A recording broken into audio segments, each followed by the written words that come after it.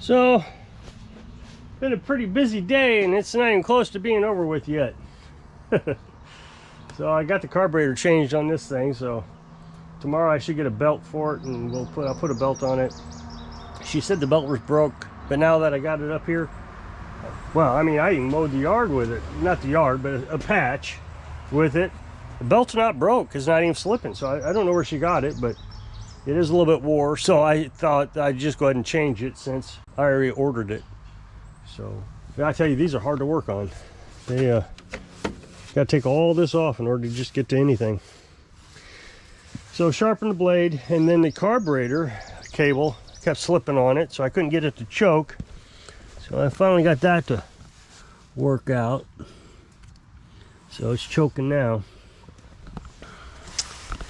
It's well used. So last night, the cat woke me up, and she does that every night, about maybe 2 to 3 times. One time what she does is she headbutts you, and then you have to pet her. Everything, if she headbutts you, you have to pet her. That's the rule. And once she's done petting, then she'll let you know what she wants. So, trust me, this has a point. So I pet her, and she wanted some food, so I gave her some food. Well, I was really struggling to get back to sleep, and I'll explain why here in a minute. So, a while later, I just fell asleep. I mean, just fell asleep. Maybe after 20 minutes, and she headbutts me again. And I figure, well, this time she wants to lay down, because usually that's what she wants. So you pet her, but she ran back down wanting more food. So what's funny is when I put the food down for her, she loses it. I don't understand how she loses it, but she just can't find it. So I had to show her where it was at. So she was satisfied, and then again, had a hard time falling asleep. And I'll explain why in a minute. And then she comes back, wakes me up, comes back, wakes me up. So what it is I've been stressing about this truck. I mean, we're going to be taking it in Thursday to get it tested with the computer and see what's wrong with it, but I don't think he's going to be able to tell me what's wrong with it. I'm pretty convinced of it. It's going to cost $100 to get it checked.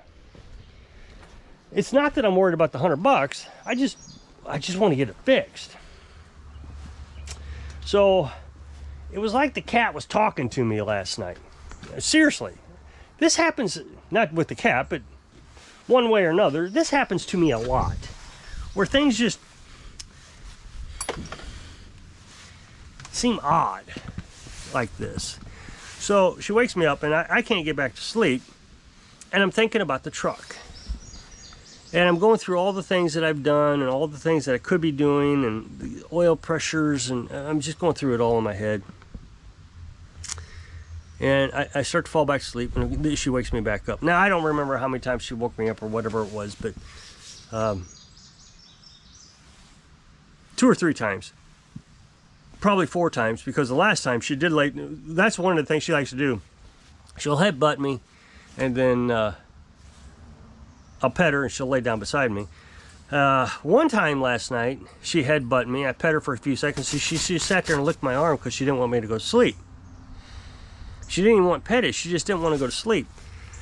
It's just very strange. I don't believe in this stuff, to be honest, but it's just very strange how this works. So it's like she's trying to keep me up to think about the truck. She wants me thinking about the truck. It's almost like, hey, Dad, have you solved the truck problem yet?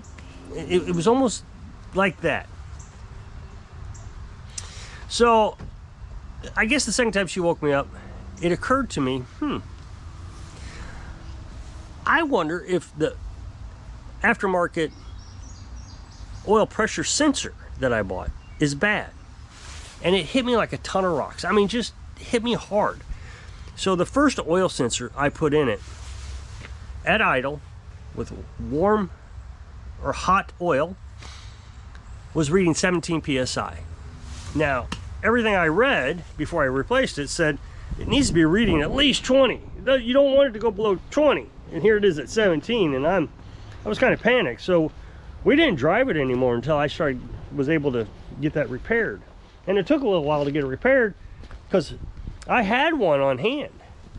And so I took the tire off the whole thing, and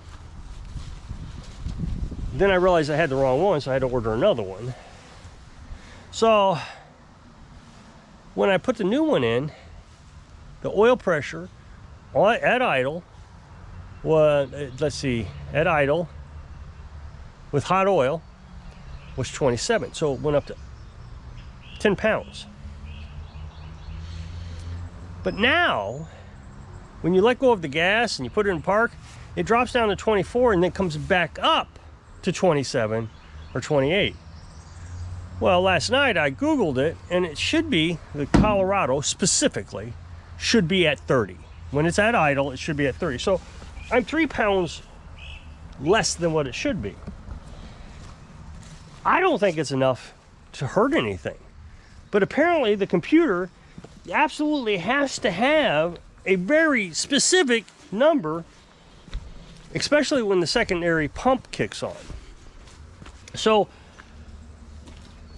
I got to researching the sensor that I bought, and I was tired, and I didn't do a good job, but I looked up different sensors and trying to figure out what I had, and I couldn't even really see that well. Of course, I can't see my right eye. I have my glasses on, but it's hard to see, and I'm trying to keep from blinding Carolyn because she's asleep, and I didn't want the phone to blind her. So I didn't look it up very well, but I don't know. She woke me up a few more times, and the more she woke me up, the more I realized that sensor that I bought aftermarket for 20 bucks must not be calibrated correctly. Why am I chasing all these other problems when I know originally the oil sensor, the oil pressure sensor, was bad? It was at 17 and it should be at 30. I know this. So why am I chasing a bunch of other stuff? Is it possible that the sensor that I bought isn't working correctly? So this morning I got up and I started working on editing my video, and I wasn't even halfway through editing my video, and the cat is just driving me crazy again. I mean, just won't leave me alone. And I thought, I think she's trying to tell me something. So I started looking at these sensors again, and I go to AutoZone. Of course, they don't have AC Delco. That's the one I want. They don't have it, and it's not readily available. The only thing I could do, I guess, is go to GM and get the OEM, whatever that is. But the prices of what they're trying to sell, AC Delco, which they don't have. They have it listed, but they don't have them. And Duralast. And I thought, Duralast, I've heard of those. And then they had a third one that I've never heard, like Dorman or something like that. So the AC Delco and Duralast were almost $100. So I spent $20 on the one I bought, and the AC Delco and the Duralast are $100. So I started reading the reviews of the one I bought, and 3 people left a review. I mean, they've sold like 7. So I mean, it's not a high volume one. And the reason I bought it was it was the only one I could find at a reasonable price. I don't know. Hindsight being 2020, I should have just went ahead and ordered it from AutoZone and had them deliver it. But I just didn't think of it. I was in a hurry. I mean, my truck was on a jack stand with the wheel off, and I was going to have to wait several days anyway. So it didn't occur to me to go buy one from AutoZone. So I bought the cheap one, and there's only 7 of them sold. Well, I looked at the other ones being sold, the other aftermarket ones being sold. They range from 20 bucks to $65, and all of them, every one of them, no matter which one you clicked on, had terrible reviews. One of them said AC Delco genuine compatible. That's what it said. AC Delco compatible. And it was $65. So it was the most expensive one on Amazon. And if you're not careful, you would have thought, oh, that's an AC Delco one. If you hadn't really paid attention, I would have thought I was buying an AC Delco. So I read the reviews. Terrible. I mean, just terrible. And they're all doing what mine is doing. I bought it. and I'm still having the code. One said I took it to the mechanic. The mechanic said, oh no, you can't buy those. Those you can't use those. So I started looking at AutoZone. And I found it, of course, like I said, AC Delco, they're not selling them. O'Reilly's not selling them. So the only one I could buy was Duralast. So I asked Carolyn, I wait until she gets up, and I asked Carolyn, there's a spot I missed here. Let me back up just before, before I ask Carolyn. For some reason, a mechanic that I've never seen on YouTube before pops up. It's got 600,000 subscribers, gets lots of views, pretty good videos. 7 mistakes that DIYers make. And the second one is his claim to fame is that he's a cheap DIYer on auto mechanic. And he says, I claim to be cheap, but I do buy OEM products when it's a lot of work or they're really expensive. So in this case, they're really expensive, $100, and I had to take the entire wheel off. So his suggestion would have been to buy OEM. I realize I'm not buying OEM at AutoZone, so fingers crossed. But what he was specifically talking about was Amazon.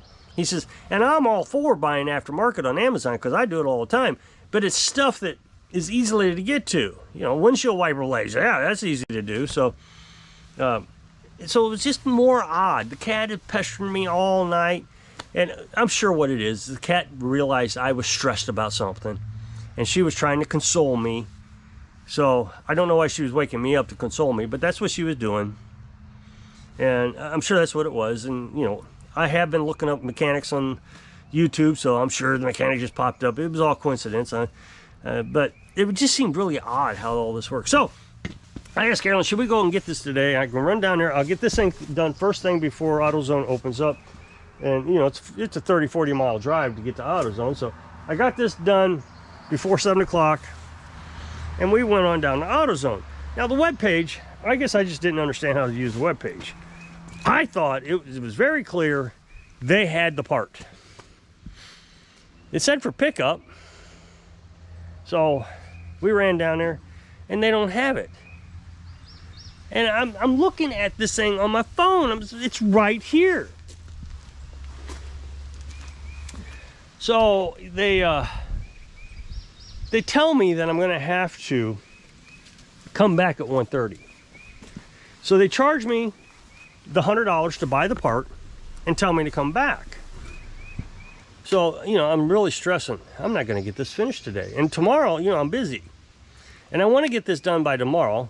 The reason I want to get it done by tomorrow is if it clears the code, then I don't have to take it to the mechanic on Thursday. I would like to give him enough time to be able to reschedule my time slot. I'll call him up Thursday morning, cancel, and say, hey, it cleared. I figured it out. It was an oil pressure sensor. So, that way, I hate it when people cancel on me or don't call and tell me they're canceling. So I would rather cancel early for him. So I will be working on this tonight. And I only got a couple jobs. Like I said, I got to change the belt on that. I got everything else done on this. So just change the belt, change the head on the weed trimmer, call a couple customers, let them know that this stuff is ready. I probably have to wash this one. I guess I'll call her too. Wash this one. I got to push them over there. So then we'll test it.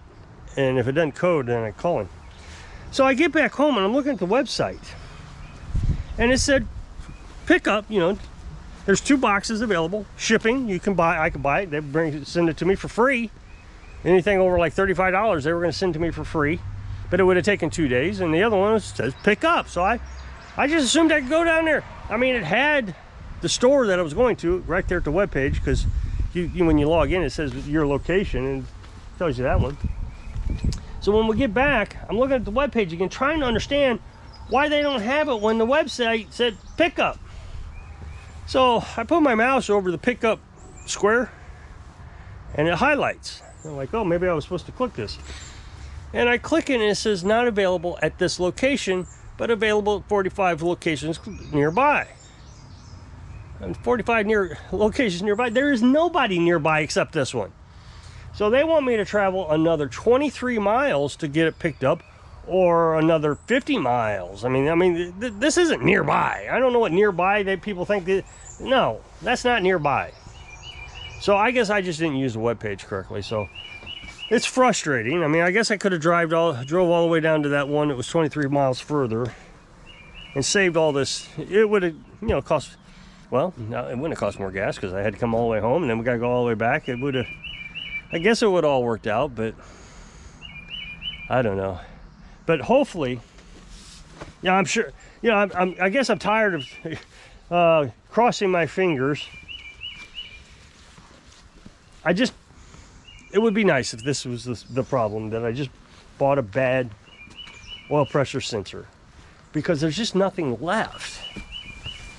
The solenoid's working. I can see it's working. When I push on the gas, it goes over 3,000 RPMs. The oil pressure shoots up to 68 pounds. And so it's supposed to be 75, but it's 68. And when you get up to 3,500, it does get up to 75. So I think it's just the sensor, the oil pressure sensor, is just a little bit off by like 7 pounds. And it's throwing off the computer. Other than that, I don't know what it is. I mean, we'll just let the mechanic try to figure it out, but I don't think he's going to figure it out. And I mean, I know what how the code machines work. It's going to tell him several things it could be, but it's not going to tell him which one's bad. There's just no way to know.